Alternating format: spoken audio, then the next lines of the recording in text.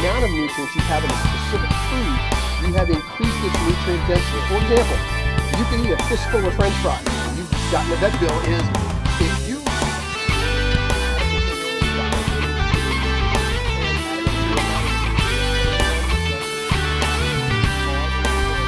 no, that's a great question. Thanks so much. Let's see if we can do that. Is the adequate. What that you guys do? Hi, everybody. Welcome to Be Fit, Stay Fit America. I'm Dr. Paul Kennedy. We'd really like to thank you for joining us today. We got an important show today because we're going to try to pull together two different concepts that I think will really help you in terms of your overall and general fitness. We're going to talk today about abdominal training and its relationship to training the low back. Now, why is that so important? Well, there's a direct relationship between abdominal strength and low back strength. We're going to show you how. You know, almost 80 million Americans have some form of low back pain or chronic back pain. And one of the main reasons for it is not necessarily a weak low back, it's a weak abdominal wall. And here's why. Whenever your abdominals become weak, the body starts to tilt forward a little bit. That gut starts to come over the belt. And as soon as that gut comes over the belt, gravity is pulling on it 24 hours a day. Now try this at home, but be careful. Push that belly straight out and you'll start to see that lumbar curve start to happen in your low back. Now try to walk around a little bit. It looks a little weird, doesn't it? I know it feels weird to me. But if you do that for the rest of the day, you're going to find that your low back is in excruciating pain. Why is that? Because your pelvis, because of the weight of that forward-lying abdominal wall, has now been tilted forward. And what that does is it increases, or what is known as exacerbates, the normal lumbar curve in your low back. The low back is known as the lumbar region, and it has a normal curve to it. But when that belly starts to move forward because it gets a little bit weaker, that lumbar curve gets exaggerated and starts to cause some pain. So what are we going to try to do with that? Well, we're going to train those abdominals so we can sort of flatten out that tummy, and you'll see what happens. As soon as that abdominal gets a little bit stronger, it pulls on that pelvis and starts to realign it, and it reduces the lumbar curve. And just a small reduction in that lumbar curve, a little bit of a change, can have a dramatic effect in low back pain. And we're also going to show you the relationship between abdominal strength and the balance of the low back spinal erector muscles. So we got a lot to work on. We're going to show you bunches of different ways to do your abdominals, to do your low back, and to really help to reduce some of that low back pain. And we might even throw in a little bit of a concept about hamstring strength and stretching as well. We're going to start our discussion of that low back abdominal strength concept by making one point. First of all, there is no such thing as spot reducing. Those of you who think that the sit-ups we're going to show you are going to help you to get rid of the fat around your belly are going to be sadly mistaken. The body doesn't get rid of fat by training the muscles underneath it. Body fat doesn't melt away like fat in a pan. What we need to do to lose body fat is gain lean body mass all over our body. But for our abdominal area, we can make it stronger, we can make it firmer, and we can make it flatter if we do it the right way. Also, as I mentioned earlier, by making that lower abdominal a little bit stronger, we can help to reduce that pelvic tilt and take away some of that low back pain. But let's remember, too, that we're not going to be doing sit-ups today. We're going to be doing what are known as curl-ups. And the first thing we want to make sure we understand is we have to get rid of the effect of the hip flexors. And here's what I mean. Whenever you do a sit-up, the old-style sit-up, and believe it or not, 20 or 30 years ago, we were taught to do sit-ups with our legs straight, if you can believe that. Most people will put their feet flat on the floor and their knees bent, and that's okay. But we can do it even a little bit better. We want to make sure that our upper leg bone, our thigh bone, is perpendicular to the floor. And one way of doing that is by simply crossing one leg over the other leg. Another way of doing it is putting it up on a bench or supporting it by ourselves. If we have enough lower abdominal strength, we can simply make our upper leg bones perpendicular to the floor. By doing that, we have taken out the hip flexors out of the exercise, and that's what we really want to do, because it's the hip flexors that will tug on that low back and cause a little bit of the pain. So let's try this cross-leg methodology, and that way we've got a perpendicular leg bone. That's great. No hip flexor involvement. So now each time we move our upper body, our torso, we're going to be using the abdominals. Also remember that the abdominals only pull the upper torso through 30 degrees. After about 30 degrees of trunk flexion, it's not involved anymore as a mover. It's only involved as a stabilizer. Here's a couple other tips. With the head back, put your hands on the side of your head, not behind your head, and put your elbows forward. Why do we want to do that? That eliminates momentum. Many people, when they do their curl-ups, throw their elbows forward to gather a little bit of momentum to make their upper body move. And that's the momentum we taught you to eliminate when we talked about the 5 strength training principles, you remember, in one of our earlier shows. So let's take that first position with our elbows forward, our hands on the side of the head. Notice that I've crossed my left leg over my right so that my upper leg bone is perpendicular to the floor. Let's try our first curl up. We're going to curl up under control, pause, and then go back down. 4, 3, 2, 1. How many of you usually do your sit-ups this way? Well, that's the momentum that we want to try to get rid of. We want to spend as much time in contraction time as possible. So in each case, we're going to do about a 4 to 6 second abdominal contraction. And here it is again. We're going to curl it up. Curl up 1001, 1002, pause, down 4, 3, 2, 1. In this manner, my abdominals are in contraction time for about 4 to 6 seconds per repetition. So if I do 8, 10, maybe 12 repetitions, I'm going to have my abdominals in contraction time for 50 to maybe as much as 70 or 75 seconds. That's a lot of contraction time. That's good contraction time, and that's what we want to do. Now, after we've done about 8 or 10 repetitions, we're going to pause, cross the other leg over, and continue the exercise. This is the first basic movement of a 3-part series to train all the abdominal muscles. Now, what about those obliques? What about those muscles on the side that everybody seems to worry about? Well, remember, once again, there's no such thing as spot reducing.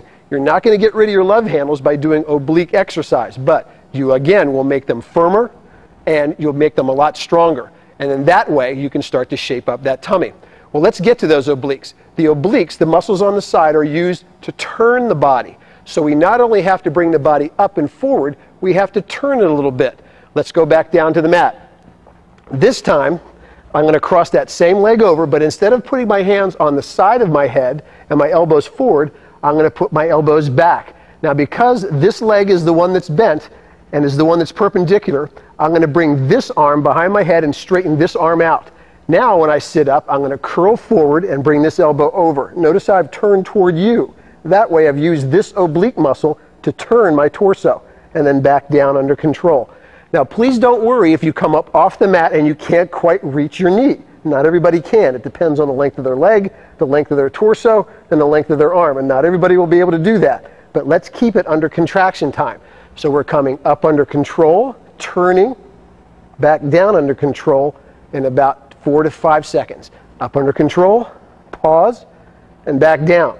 After about 6, 8, maybe 10 repetitions, we're going to switch. I'm going to go away from the camera now, switch legs, put this hand behind my head, and turn in this direction and do the obliques. Now, another word of warning. If you're having difficulty doing any type of the oblique exercise, don't worry. Even if you only come through part of the movement, gradually you'll be able to gain a range of motion that will allow you to come all the way from the side across to allow your elbow to touch your knee. Even if you can only do part of that curl up at the beginning, that's a start, and that's really what we're looking for. So don't worry if you can't come all the way up or you can't come all the way up and touch your elbow to your knee. It's okay. We want you to just get started, and gradually you'll be able, as you increase strength, you'll be able to increase the range of motion through which you can move. Now, one last abdominal exercise, and this one's a little bit tougher, and I think for those of you who are just starting out, you may have a little bit of difficulty doing this one. This is a hip lift. This is the exercise that really works that lower abdominal that I was talking about earlier in the show. That one that grabs a hold of that pelvis and pulls it up and helps to flatten that lower tummy. Here's what it looks like. We're going to go back into this position. Now this time, instead of putting my hands behind my head, I'm going to put my hands next to my hips on the floor, on the mat, or on the carpet. Now, because I'm going to be pushing down slightly with my hands, I'm going to put my fingers on the mat. Instead of leaving my palms flat, I'm going to use my fingers. I'm also going to lift my heels slightly off the floor. Now, the idea here is to lift that tailbone right up off the mat, push, pause, and then back down under control. As soon as my heels touch the ground, I'm resting, and I don't want to do that. I want to lift my heels up and then push and lift that tailbone and curl it up in the opposite direction and bring it back down. Now, for those of you who might have difficulty doing this hip lift, what we'd like you to try to do is start by just doing the curling motion. Maintain stability with your fingers on the mat and curl those knees forward. Once you get to the point where you can curl them forward and hold that position, bring them back down under control. What you're doing now is working the lower part of the abdomen, and it's helping to turn or pull that pelvis back up and reduce some of that pelvic tilt. Gradually, you'll find by increasing the strength of the lower abdominals that you'll be able to push down with your hands and lift that tailbone right up off the floor. Pause, and then back down under control. You can see that you're really not going through a very large range of motion because the abdominal muscles are not designed to go through that greater range of motion. But you will start to feel a little bit of a tug in that lower abdominal wall, and that's really what we're looking for. In that way, we can help to take that hip and start to tilt that pelvis back and straighten the low back and keep that lower tummy tight. So for abdominals, we're going to do 3 different exercises. Remember, we're going to start with those curl-ups. We did them under control, elbows forward, hands on the side of our head. Then we did the twisting curl-ups. Remember, knee bent, elbow across the body, and we finished with the hip lift. Start with the first, go to the second, try that third one. Ultimately, if you can do all 3 of those exercises, you're going to go a long way toward getting that tummy flat, getting it firmer and stronger, and reducing a lot of that pelvic tilt. Now, let's get back into the gym. I want to show you a couple other ways to do your abdominals. The first exercise for your abdominals we want to show you is a simple slant board, but this one has been modified. We have a device here that allows us to keep that upper leg bone perpendicular to the torso. Remember, we talked about that a little bit earlier in the show.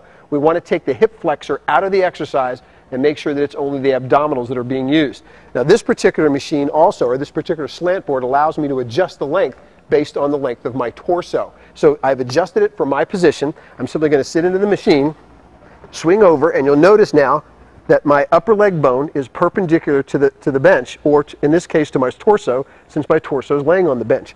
My head is supported on a head pad at the back. Some people do have difficulty making sure they can support the weight of their head, and this machine takes that away. Now compare this to the position we just used when I showed you how to do those curl-ups this way. We're almost in an identical position.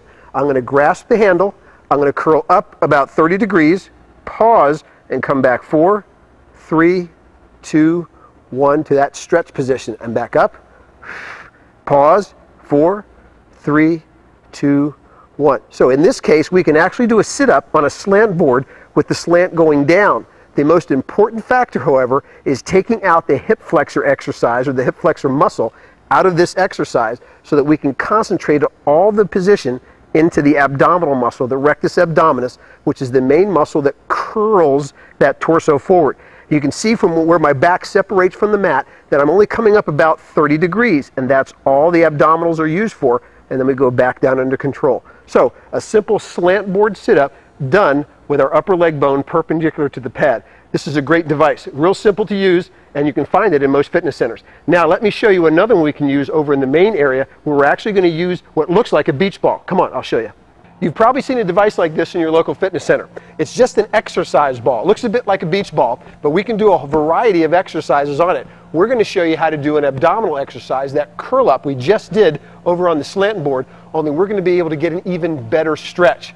With this exercise ball, we can position our body in different areas on the ball depending on how strong your abdominals are. In addition, because it's an exercise ball and it's round, we have to use some stabilization muscles on the side of our abdomen to make sure that we don't fall off. Now, this is really safe to do. You can purchase one of these at almost any fitness store or any sporting goods store. This is how it's done. We're going to position ourselves on the ball so that we feel pretty stable. Now, notice the farther up I go, the more instability I have. The farther down I go, the more stable I become.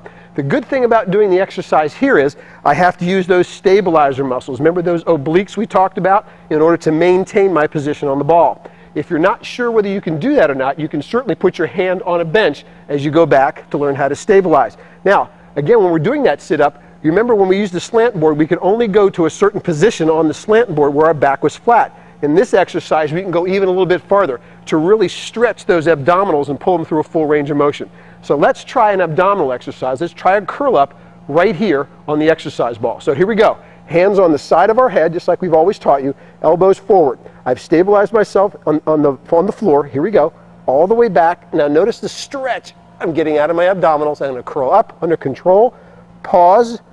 and then back down in about 4 seconds until I feel that stretch again. Pause, and then back up under control. We want to continue to do the exercise until we get to about 10 to 15 repetitions. Now you notice I'm not bouncing up and down. I'm not going rapidly. I'm going up under control, and I'm coming back down under control. A simple way to do abdominals, and if you've never done them before, it gives you a little bit of a leg up, so to speak, in getting started, because we're sort of coming down instead of going up. So give the exercise ball a try. It's a great way to do your abdominals, and it really helps to increase that range of motion. Now, we've shown you a bunch of sit-up exercises. Let's go to the low back. We've shown you lots of exercises for training that abdominal wall, particularly the lower abdominals. And it's the abdominals that help to keep that pelvis from being tilted forward and hurting your low back. But now we have to work on the muscles on the opposite side of the torso. Those are known as the spinal erectors. They begin or originate at the upper level of the pelvis and insert all the way up the spine. That's what helps to maintain that erect posture that we're always looking for. But it also helps us to keep that pelvis tilted in and keep that tummy flat. So we're going to show you a few exercises, some of which require a selectorized machine, others that don't, how to train that lower back. Now this is a back hyperextension bench. It's called a hyperextension because you can go beyond parallel. You can actually arch back a little bit. I wouldn't recommend you go back too far, but you'll see the position in just a minute. Now this unit is also adjustable. You can see there's a little ball here. You pull it up or down. This is adjustable based on the length of your torso and the length of your legs, so that when you lean over, you're hanging directly down. That will help to really stretch that low back. Now, as always, if you have low back problems, see your doctor before starting any low back exercise. Now, I'm simply going to step over the machine, lean into the pad. Now, notice I've set the pad so that when I go all the way down, I'm hanging straight down at about 90 degrees, and I'm really getting a good stretch out of those spinal erectors. All I'm going to do is cross my hands over my chest, up under control. Now, here's parallel. I'm going to go just beyond parallel, hold the stretch, and then back down under control. Now, in this particular exercise, we're not only training the spinal erectors, those muscles that help to keep the low back erect, but we're also training the gluteals, the buttocks, and the hamstring. Remember I told you earlier in the show that the hamstring muscle, that three-headed muscle at the back of the thigh, is also part of the muscle groups that help to maintain the position of the low back and pelvis. And we're also tugging on that hamstring a little bit to get to that position. So here we are, under control, all the way back down. And feel that stretch. Oh, that feels good. And we're going to come up under control and go just beyond parallel, hold the position. Again, we're going to drive it in that gluteal and hamstring, and then back down slowly under control till we're hanging straight down and feel the stretch in that low back, and back up. A simple exercise for training the back. Now, if you have a little bit of low back weakness, we can also grab a hold of the handles and use them for assistance in bringing us back up. All the way back down, and then push all the way back up.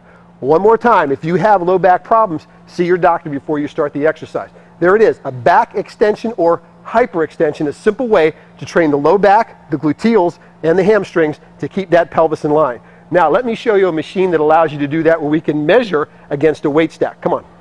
One of the most common pieces of equipment for training the low back is a selectorize back extension machine. And this is a typical one.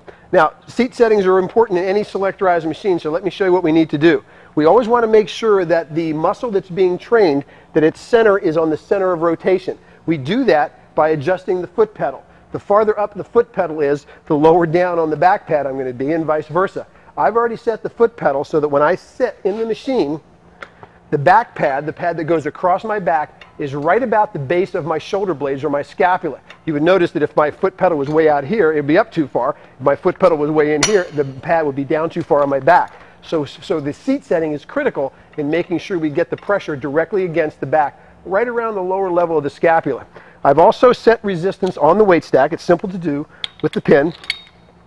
I grasp the bar, or the handles, and I go back under control, pause, and come all the way back down.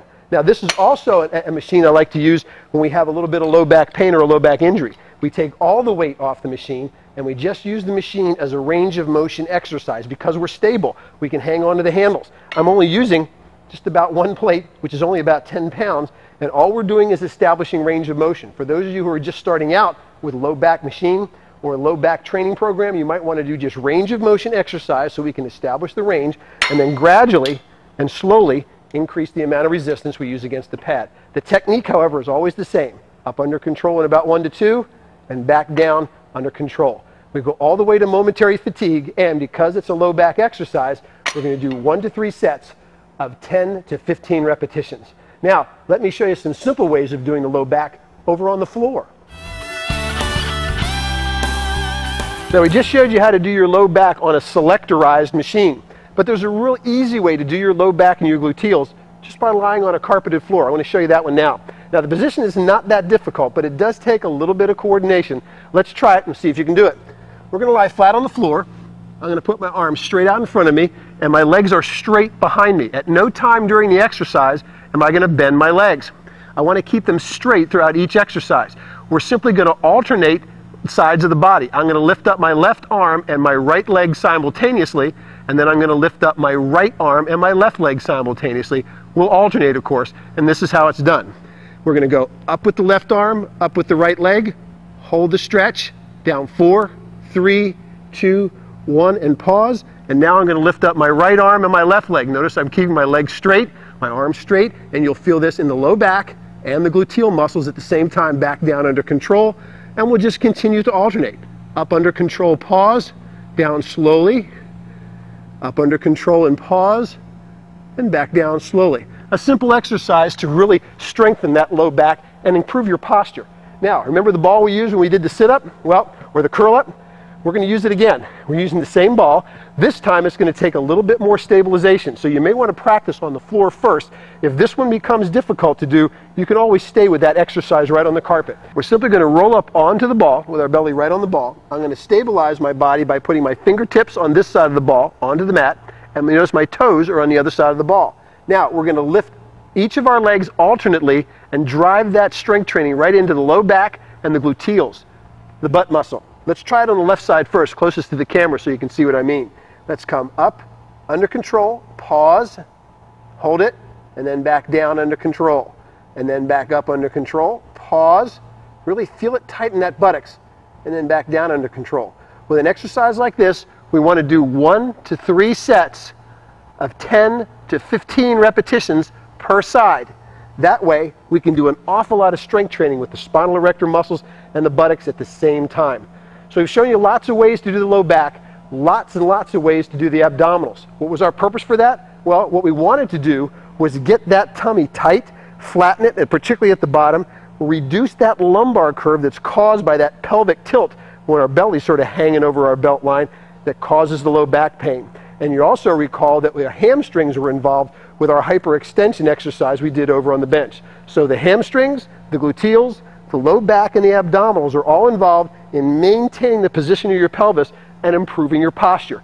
Use those exercises as a regular part of your routine, and you'll be glad you did, because you'll have better posture and a lot less low back pain. Hey, I hope you really enjoyed today's show. I had a lot of fun bringing it to you. And remember, be fit, stay fit, America. We'll see you next time. Thanks for joining us.